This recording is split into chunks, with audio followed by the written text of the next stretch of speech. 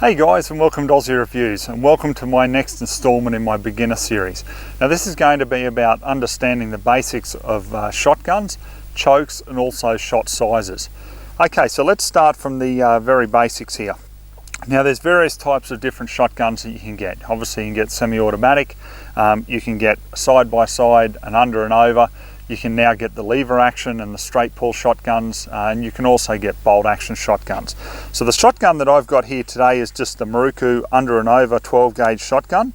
Now it's been a really good shotgun for many years now. It has interchangeable chokes, so that means that the end of the muzzle internally is threaded so that different choke sizes can be fitted, to the barrels. Now some of the older shotguns that you get will have fixed chokes. So what they mean by that is you can't interchange the chokes. It's factored into the manufacturing process of the barrel. Okay, so you can't screw chokes out. There's no interchangeability. Chokes are fixed within the manufacturing of that barrel. So some of the actual tactical shotguns that you'll get will also have a fixed choke. Now usually they'll have a cylinder choke, which is the lightest of the chokes. Now let me explain chokes to you, okay? Very simply, chokes mean the restriction towards the muzzle there so that it holds the shot either tighter or it opens it up, okay? It's that simple. Now there's various different choke sizes, obviously, which will mean that the shot will hold together or open up, at different distances. Now, different chokes that you can get, obviously, you'll find cylinder choke, improved cylinder, modified, improved modified, and then full choke. You can get some manufacturers that make extra full, okay, which is obviously going to be used for shooting out at extended ranges. Most of the time with a shotgun, really your shots are going to be around that sort of 30 to 50 yards, okay, depending on what shot you're using and also the different choke that you put into the actual shotgun. Now the three chokes that I've got here are the cylinder, we've got modified, and there's also full. Now when you actually have a look, like the Invector chokes that come with this actual Maruku shotgun, you can see there that the different choke sizes are designated by a notch. And when you look at the end of the choke, you can also see that there is that notch that corresponds to what choke it is that you're using. Now some manufacturers will actually designate it with a star. Okay, some manufacturers designate it actually with a number, but it all works pretty much the same. Okay, so you have that one notch there for full, you have 3 notches there for modified, and you've got 5 notches there for a cylinder. Okay, so let's talk about shot size here. So you'll start off basically with solids, okay? That's the largest you can get. That's one single projectile, and usually they're about an ounce of lead that's going to be coming out of the end of that barrel, okay? So there's going to be a fair bit of recoil with that. As you start to move up the shot sizes, so once you start getting up into 6 shot, 7 and 8s, then obviously the recoil is lower, okay, than what it is with a solid. Once you go up from a solid, you'll come to buckshot, which I've got here. Now this is double-aught buck, which means there's 9 pellets in it, okay? So still a fair bit of recoil with that. It's usually used for heavier game, so if you're out there chasing pigs, for example, some states in the US will use these for deer, but keep in mind those distances that I'm talking about, okay? Now from there you'll go up to BBs, and then you'll have 2s, you can get 3s, 4s, it just keeps going right up till about 8, okay? Here in Australia I haven't really seen anything higher than 8. I believe you can get 9, but I've never used that myself. So the next one that I've actually got here is 4-shot. Okay, now 4-shot has roughly about 135 pellets in it. Okay, so obviously as the higher the shot goes, the smaller the pellets will get and the more amount of pellets that you'll have. Now 4-shot obviously is good for a variety of uses. Not only can you use that for shooting ducks in different circumstances and different game birds, but you can also use it for rabbits as well. Okay, obviously it's a finer shot and it's ideal for that. Then the next one that I've got here is actually 8-shot, which is pretty much a target load, okay? Now 8-shot has just over about 400 pellets in it, so that's a fair amount, isn't it? So obviously you're not going to be using that to try to knock down heavy game or anything like that. What it would be suitable with would be very lightweight birds like quail. You could use it on quail. you know, obviously at closer range there, and you're not going to do too much meat damage. And obviously, you know, for people who are using it for sporting use, 8 shots perfect. Low recoil, you know, enough pellets there, so depending on what choke you're using, you can get a good pattern. Okay, when I talk about the pattern, I'm talking about simply that, the pattern that all that shot puts on paper at different distances. Okay, so you know what the pattern looks like, and we'll actually go into that in this review. So okay, so what I want to do now, guys, is just shoot at different distances, so you've got an understanding of how the actual chokes work. Okay, so the first choke that I've put in here is the cylinder choke. Okay, so that's the one with the 5 notches, so we'll just screw that one in here. Okay, so once you start to screw it down by hand, okay, you then use the choke tool here just to tighten it. Now there's extra large notches in chokes for you to do this, so you don't want to over tighten it. Okay, just make sure it's snug and not going anywhere. Okay, don't go over tightening it. So as you can see here, it sits flush. So in other words, it's not protruding past the muzzle of the actual barrel there. You can get extended chokes. Okay, now obviously they will extend past the muzzle there of the actual barrel. Okay, so let's have a very quick talk about extractors and ejectors. Okay, you'll see basically when shotguns are advertised, you know, it'll be advertised as extractor or ejector usually, you know, if you're talking about a break action shotgun. So what that means is when you've got extractors, so what it does is extracts the spent shell out a little bit, so with your fingers you can just simply pull the empty shell out. With ejectors like this Maruku, once you break the action open after you've fired, those empty shells will just go flying out. Okay, so you don't have to pull them out at all, which is great for a fast reload, and then, you know, back into it from there. Okay, so now we've got that choke installed, guys. What I'm going to do is shoot at different distances. Okay, and I'm going to use the different shotgun shells that I've got here. So we'll start off with Buckshot, and what I want to do is I want to shoot that at 10 yards, and then we'll move to 20 yards, then we'll move to 30 yards with it, and we'll use the different chokes as well. So don't get confused, I'll walk you through each step of the way.